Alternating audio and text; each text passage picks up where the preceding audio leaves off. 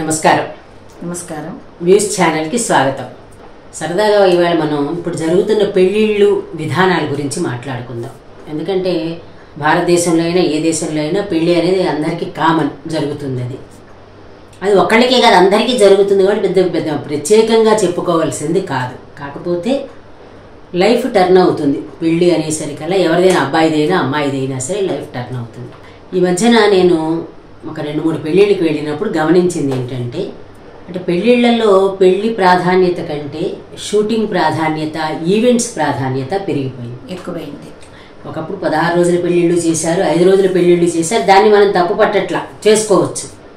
కానీ ఆ రోజు అలా చేసి ఆస్తులన్నీ కరిగించేశారు అన్నవాళ్ళు ఇవాళ రోజున పెట్టే ఖర్చు చూస్తే ఆస్తులు అమ్ముకోవాల్సి వస్తుంది. అంటే ఇంకోటి కూడా ఉంది, నిజమే కరిగించారు అన్న మాట. అంటే కానీ కొన్ని చోట్ల ఏమయ్యేదంటే, ఇప్పుడు మనకి తెలుసు, మన అమ్మమ్మ వాళ్ళ ఇంటికి వెళ్తే పల్లెటూళ్ళల్లో ఫంక్షన్ అంటే వాళ్ళ ఇంటి తోటలో కూరలు, వీళ్ళ తోటలో బియ్యం, వాళ్ళ తాడి చెట్ల నుంచి ఆకులు తీసివేయడం, నలుగురు సాయం పట్టేవారు. అలాగే పక్కింటి వాళ్ళు ఎదురింటి వాళ్ళు విడిదిళ్ళని ఇచ్చేవారు, చుట్టాలని అక్కడ పడుకునేవారు, సర్దుకునేవారు, పిండి వంటలు కూడా చేసి సాయం చేసేవారు. వంట గ్రామాలను పెట్టుకుంటే సరిపోయేది, కానీ ఇంతింత ఖర్చులు చేయాల్సిన అవసరం వచ్చేది కాదు.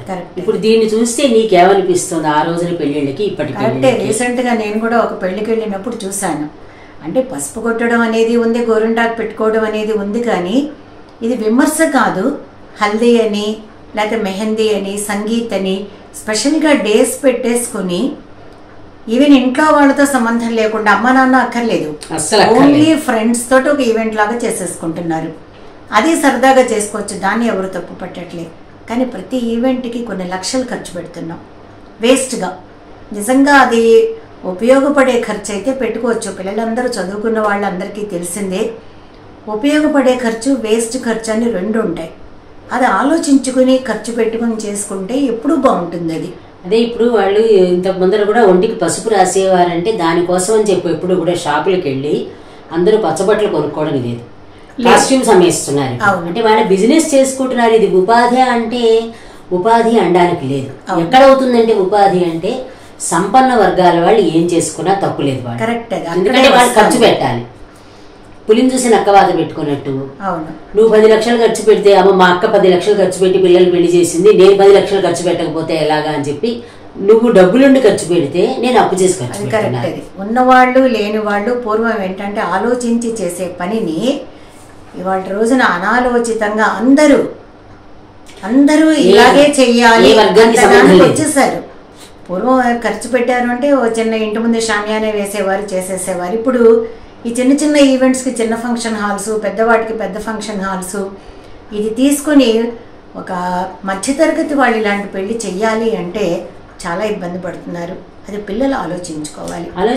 పిల్లలతో పాటు కొన్ని చోట్ల ఏమవుతుంది, పిల్లలు సరదా పడకపోయినా పెద్దవాళ్ళు సరదా పడ్డం మొదలైపోయింది. 2 ఉన్నాయి. ఎందుకంటే మన ఇంట్లో వాళ్ళు అలా పెళ్లి చేస్తారు కాబట్టి మన ఇంట్లో పెళ్లి గురించి కూడా చెప్పుకోవాలి అని ఒక అక్కర్లేని ఇది తోటి. కరెక్ట్. ఇప్పుడు ఇక్కడ చెప్పుకున్నారు ఒక మహా అయితే 4 నెలలు 5 నెలలు చెప్పుకోరు, వారం రోజులు తెచ్చుకోవాలి. అది మన గురించి బాగా చేసినా బాగా చెయ్యకపోయినా వారం రోజులు లేదా 10 రోజులు నువ్వు అన్నట్టుగా పోని పని లేని వాడు కూర్చుంటే 1 నెలలు కబుర్లు చెప్పుకుంటారు. ఆ తర్వాత వాళ్ళు కొత్త టాపిక్ దొరుకుతుంది, ఈ టాపిక్ మర్చిపోతారు. అంతే. అందుకని ఇక్కడ మనం చూస్తే ఫస్ట్ ఇప్పుడు మనం అనుకున్నట్టుగా హల్దీ దగ్గర మొదలవుతుంది ఖర్చు. అంతకంటే ముందర ప్రీ వెడ్డింగ్ షూట్, ఇదొక దరిద్రమే. ఇది వీటికి కొన్ని ప్లేసెస్ ప్రత్యేకంగా వాటి కోసం స్థలాలు. ఎక్కడికైనా వెళితే అక్కడ ప్రీ వెడ్డింగ్ షూట్ జరుగుతుందంటే అక్కడికి వెళ్ళొద్దండి అంటున్నారు. నాకు ఇంకొకటి నవ్వు వస్తుంది నిజంగా తలుచుకుంటే. ఈ ప్రీ వెడ్డింగ్ షూట్ చేసుకున్న వాళ్ళకి పెళ్లిలో తెరసెల్ల ఎందుకు అసలు అవసరం? అసలు అనవసరం. తెరసెల్లాలు కానీ బుట్టలు కానీ ఇవన్నీ ఏంటంటే ఒక్కొక్కసారి చిన్నప్పుడు పిల్లల్ని కూర్చోబెట్టి తీసుకురావడం కష్టం కాబట్టి బుట్టలో కూర్చోబెట్టి తీసుకొచ్చేవారు. సరే, బుట్ట అంటే మహాలక్ష్మి పద్మంతో సమానం అన్నారు. మన ఇంటికి వచ్చే అమ్మాయి పద్మంతో అదే మహాలక్ష్మి సమానం కాబట్టి అన్నారు. అది బాగుంది.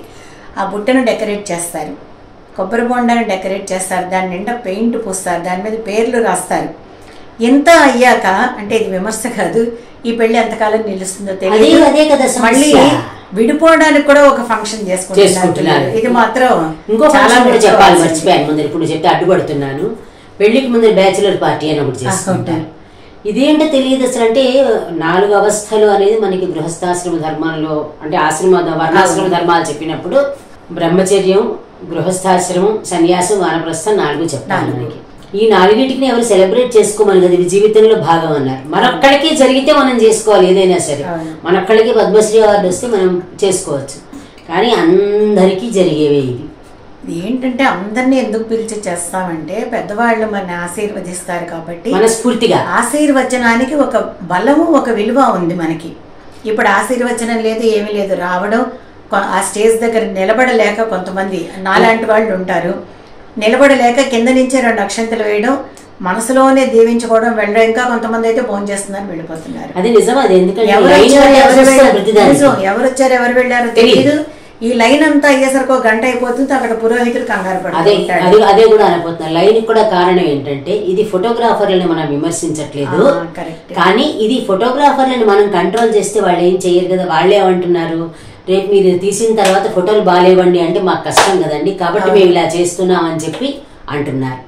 అంటే ఇది ఫోటోగ్రఫీ దగ్గర నుంచి, ప్రీ వెడ్డింగ్ షూట్ నుంచి చేసుకోవడం తప్ప ఒప్ప అనేది పక్కన పెడితే అప్పు లక్షలు లక్షలు లక్షలు లక్షలు లక్షలే. కానీ నీకు అసలు మనం ఇంత చేసుకుంటున్నాం కదా, మన పేరెంట్స్ ఇబ్బంది పడుతున్నారా అనేది ఆలోచించడం మానేశారు. అసలు ఆలోచన కదా, పెళ్లి అన్న మధురమైన భావన ఉండట్లే, పోయిందంతా సరదాగా చేసుకుంటున్నారు. ఇప్పుడు పురోహితుడు తెరసల్లా చూసి ఒకళ్ళనొకళ్ళని చూసుకోమంటాడు. కరెక్ట్ గా అదే టైంకి ఫోటోగ్రాఫర్ నా వంక చూడండి, ఫోటో స్టిల్ ఇవ్వండి. ఎగ్జాక్ట్ గా మంచి ఒకళ్ళనొకళ్ళు చూసుకోవడం మానేసి ఫోటోగ్రాఫర్ కళ్ళలో చూడాల్సి పెళ్లిళ్ళు ఎక్కువ నిలబట్లేదు అని పెద్దవాళ్ళు గోల్ చేస్తున్నారు. నిజంగా ఇలా పెళ్ళయ్యి అదే మామిడాకులు అలాగే ఉన్నాయి. మరి మనందరం పెళ్లిళ్ళు చేసుకున్నాము, సింపుల్ గా అవని గ్రాండ్ గా అవని అందరం పెళ్లిళ్ళు చేసుకున్నాం, అందరం బాగానే ఉన్నాము. అడ్జస్ట్మెంట్, మన అమ్మా నాన్న కలిసి ఉన్నట్టే మనం కలిసి ఉండాలి అన్న కాన్సెప్ట్ రావట్లే. కేవలం ఆర్థికంగా డిపెండ్ అవ్వడం కాదు, ఒక ఏమంటాం దాన్ని, కుటుంబం అనేది ఒక వ్యవస్థ మనకి. మన అమ్మా నాన్నలాగానే మనం కూడా మన పిల్లల్ని చూడాలి, మనం కూడా అలా కలిసి ఉండాలి అన్న భావన అసలు రావట్లే. ఎందుకంటే నువ్వన్నట్టు అదొక ఈవెంట్ లాగా చేసుకుంటున్నారు. అక్షంతలు వేసారా లేదా, ఫొటోస్ బాగున్నాయా, మనం కట్టుకునే చీర బాగుందా, మన నగలు బాగున్నాయా, లేదా అతను వేసుకున్న డ్రెస్ మన ఇద్దరం మ్యాచింగ్ డ్రెస్సులతో పాటు నిజంగా కొనుక్కోవడం ఎక్కడ ఉండాలి, మ్యాచింగ్ జీవితాంతం నడిచే విధానంలో మ్యాచింగ్ ఉండాలి. మ్యాచింగ్ రింగ్స్ అంటారు, ఓకే తప్పు లేదు, కొనుక్కోవాలి, ఏదో సరదా వయసులో మ్యాచింగ్ ఊహలు మ్యాచ్ అవ్వాలి, జీవితాంతం కలిసి ఉండేలాగా మ్యాచ్ అవ్వాలి. ఒక్కొక్కసారి కాంట్రాస్ట్ కలర్స్ వస్తాయి, ఒక్కొక్కసారి సేమ్ కలర్స్ వస్తాయి, ఒకసారి డామినేటింగ్ కలర్స్ వస్తాయి, అన్నీ వస్తాయి. రాముల వారు నలుపు అని చెప్తారు, అమ్మవారు బంగారం రంగు అంటారు. అలా అలా వేరు కూడా ఉండొచ్చు. ఉన్న మానసికంగా ఇద్దరు ఒక భావనలో నడిస్తే కనుక ఒకసారి ఒకళ్ళు తగ్గాలి, ఒకసారి ఒకళ్ళు తగ్గాలి. ప్రతిసారి ఒకళ్ళనే తగ్గమని చెప్పాం. అమ్మాయిలు తగ్గాలని, అబ్బాయిలు తగ్గకూడదని కాదు, ఇద్దరు ఒక మాట మీద వెళ్ళాలి. రైలు పట్టాలు లాంటిదే జీవితం కూడా. రైలు పట్టాలు కలవనంటే మన అభిప్రాయాలు కూడా కలవు, కానీ గౌరవించుకోవాలి, ఒకళ్ళనొకడు గౌరవించుకోవాలి. నువ్వు నీ పక్కన పనిచేసేవాడిని గౌరవిస్తున్నావు, నీ బాసను గౌరవిస్తున్నావు, వాడు 4 తిడతాడు, కళ్ళనీళ్ళు తుడుచుకుంటావు, రేపు మళ్ళీ వచ్చి ఉద్యోగం చేస్తున్నావు. మరి భర్తతో ఎందుకు విడిపోవాలని, లేదా భార్యతో విడిపోవాలని ఎందుకు? పెళ్లి అనేది అసలు ఎందుకు చేసుకుంటున్నాం అన్నది ముందు నుంచి గ్రహించాలి. నాకు ఇప్పుడు సరిగ్గా నాన్న రాసింది పెళ్ళాడే బొమ్మలో ఒక లైన్ గుర్తొస్తుంది. జీవితంలో సాహచర్యం కోసం పెళ్లి అని నాన్న పెళ్ళాడే బొమ్మ పుస్తకంలో ఒక లైన్ రాశారు. అంటే నాన్న అంటే మళ్ళీ అర్థం కావాలి కాబట్టి చెప్పాలి. మన నాన్నగారి పేరు ఉషశ్రీ గారు, చెప్పకపోతే నాన్న అంటే ఎవరో తెలియదు కదా. ఇవన్నీ చూస్తే ఇంకొకసారి నువ్వు పురాణాల్లోకి వెళ్తే ఏ పెళ్లి ఆర్భాటంగా చేసినట్టు కనపడదు. శివుని విల్లు విరిస్తే సీతాదేవికి సింపుల్ గా పెళ్లి అయిపోయింది, మత్స్యయంత్రం కొట్టగానే ద్రౌపదికి పెళ్లి, వాళ్ళ కొన్ని ఈవెంట్స్ స్వయంవరం కళ్యాణం. అందులో నాన్న ఇంకోటి కూడా చెప్తారు, మనిషి బాగా ఆలోచించి చేసేది పెళ్ళి, అనాలోచితంగా చేసేది పెళ్ళి. అది కూడా సో అర్థం చేసుకున్నామని ఈవెన్ లవ్ మ్యారేజెస్ కూడా ఫెయిల్ అవుతున్నాయి. ఏమైనా పెద్దవాళ్ళతో దీంతో సంబంధం లేదు. ఇప్పుడు ఒకటి అనుకోవాల్సింది ఏంటంటే, సీతాదేవి కానీ, ద్రౌపది కానీ, దమయంతి కానీ నిజంగా నరమానవులు పడలేనన్ని కష్టాలు పడ్డారు. ఏ రోజు కూడా భర్తల్ని నిందించుకోలేదు, భర్తల్ని నిందించలేదు, మా నాన్న ఇలాంటి పెళ్లి చేశాడని కూడా అనలేదు వాళ్ళు. అదే చెప్తాను. అట్ ద సేమ్ టైం వాళ్ళు కూడా భర్తలు కూడా ఎంత గౌరవంగా వెనకాల చూశారు. అయ్యో ద్రౌపది కష్టపడలేదు, మనం అజ్ఞాతవాసానికి వెళ్ళాలంటే మనమందరం మారు వేషాలు వేసుకోవచ్చు కానీ ఆవిడ ఎట్లా పనిచేస్తుందని వాళ్ళు బాధపడ్డారు, ఆలోచించారు. అందుకని రామాయణం భారతం చదివితే లైఫ్ ఎట్లాగా ప్లాన్ చేసుకోవాలి అందరికీ తెలుస్తుంది. అంటే దాంట్లో కథ చదవాలి, వాళ్ళ దేవుళ్ళని గుళ్ళలో పెట్టుకుని పూజలు చేసేయడం కాదు చేయాల్సింది, మనసులో తెప్పించుకోవాలి. మన అమ్మ మన కోసం కొంత సాక్రిఫైస్ చేసింది, వంట చేస్తుండొచ్చు, ఇంకోటి చేస్తుండొచ్చు. మన నాన్నలు చాలా తక్కువ ఇళ్లలో చేయడం, ఒక 10% నాన్నలు చేశారు, మన నాన్న చేశారు కదా అందరూ చేశారని అనుకోవడానికి లేదు. అలాగే నువ్వు కూడా చేసేటప్పుడు ఇది నా ఫ్యామిలీ కోసం చేస్తున్నాను, నా హస్బెండ్ కోసం, నా పిల్లల కోసం అనుకున్న రోజున నువ్వు బాగా చేయగలుగుతావు. నేనే ఎందుకు చేయాలి అనుకుంటే ఏది వస్తే వేస్ట్. నేను ఎందుకు చెయ్యకూడదు అనుకోవాలి. మనకు అందుకే పద్యాలు చెప్తూ ఉంటారు, మేఘాలు వర్షాన్ని ఇస్తున్నాయి ఎవరి కోసం, నదులు ప్రవహిస్తున్నాయి ఎవరి కోసం, సూర్యుడు కాంతిని ఇస్తున్నాడు ఎవరి కోసం. అలాగే అమ్మ నువ్వు నీ పిల్లల కోసమే, ప్రపంచంలో ఎవరి కోసం చేయట్లేదు. అవును, అదేం పెద్ద త్యాగం కాదు, ఆహా నేనే చేశాను అనుకోవడానికి లేదు. తరతరాలుగా మన అమ్మలు చేస్తున్నారంటే కొద్దిగా ఆడవాళ్ళకి మగవాళ్ళకి కొంచెం తేడా ఉంది కాబట్టి ఒక పని మనం, ఒక పని వాళ్ళు చేశారు. ఆ పెళ్లి అనేది జీవితంలో ఎప్పుడు ఎలా అయితే టర్నింగ్ పాయింట్, మనం చదువుకునే రోజుల్లో కూడా చదువు అయిపోయిన తర్వాత ఉద్యోగంలోకి వెళ్ళినప్పుడు ఒక టర్నింగ్ పాయింట్. ఉద్యోగ జీవితం హ్యాపీగా ఉండాలనుకుంటాం, వైవాహిక జీవితం హ్యాపీగా ఉండడానికి ఇద్దరు కారణమే. ఈవెంట్ లా చేసుకున్నా ఏదైనా సరే మనం మనస్ఫూర్తిగా చెప్పదలుచుకుంది లక్షలు ఖర్చు పెట్టి చేస్తేనే పెళ్లి అని అనుకోకూడదు. మనం ఒక కలెక్టర్ గారికి పెళ్లి చూపించారు, 50 రూపాయలు పెళ్లి దండలు కొనుక్కుని ఇద్దరు మార్చుకున్నారు, అది పెళ్లి. ఆవిడతో మాట్లాడాను, 50 లక్షలు ఖర్చు పెట్టి చేసినా పెళ్లి, ఎవరు కాదనట్లే. ఒక మండపాన్ని మనం డెకరేట్ చేసింది ఎంత అని అడిగితే 1.5 లక్షలు అన్నారు. కేవలం ఏంటి, ఒక 5 గంటల సేపు అది ఉండడానికి. అంటే దానికి వాళ్ళు శ్రమ పడ్డారు, పడలేదు కాదు, అంత అవసరమా?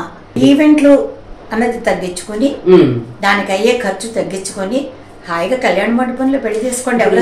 మనకి దాంతో పాటుగా కూడా ఇప్పుడు పెళ్లి కూతురుకి మేకప్ చేయడానికి బ్యూటీషియన్ ని తీసుకు, చీర కట్టడానికి మనిషి 5 నిమిషాల్లో కట్టే చీరకు కూడా అదే అంటున్నా. ఒక్కసారి మనం పాత రోజులు గుర్తు తెచ్చుకున్నా, లేదంటే 1000 పడగల నవల గుర్తు తెచ్చుకున్నా, రాజ్యలక్ష్మమ్మ గారి పాత్ర అనేది 1000 పడగలు చదివిన వాళ్ళకి అర్థం తెలుస్తుంది. అయితే మనం అంత డీప్ గా వెళ్ళద్దు. కానీ పెళ్ళిళ్ళకి మన తల్లి గాని మేనత్త గాని పిన్నులు గాని పూల జడేసి మనకి చీర కట్టేవారు. అవును, ఈ కట్టేటప్పుడు మనకి కొన్ని మంచి మాటలు చెప్పేవారు. అట్లాగే అటు పక్కన అబ్బాయికి పంచ కట్టేటప్పుడు కూడా, లేదంటే పెళ్లి కొడుకుని చేసినప్పుడు ఇది ఆడపిల్లలకి అనట్లా, మన పిల్లలకి ఇద్దరికి కాబట్టి కొన్ని మంచి మాటలు చెప్పేవారు. సేమ్ మనకి ఆ 1000 పడగల్లో రాజ్యలక్ష్మమ్మ గారు చెప్పిన మాటల వలన అరుంధతి కాపురం నిలబడింది అని ధర్మారావు అనే పాత్రతోటి అరుంధతి చెప్పినట్టు మనకి 1000 పడగలు చెప్తోంది.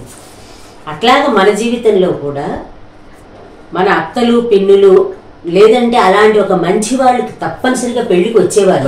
ఒక సంస్కారంతో వచ్చి ఒకళ్ళు ఉంటారు ఖచ్చితంగా, వాళ్ళు ఈ పిల్లకు ఆ పిల్లాడికి 2 పక్కల. అవును, అవన్నీ ఇప్పుడు ఏమైంది, బ్యూటీషియన్ వచ్చి ఇదిగో ఇక్కడ పూలు పెట్టుకో ఆగండి అంటారు. పురోహితుడు పాపం గోల పెట్టి ఈ మధ్యన ఒక పురోహితుడి వాట్సాప్ కూడా సర్క్యులేట్ అయింది, మేము పెళ్లిళ్ళు చెయ్యమనేస్తున్నాం.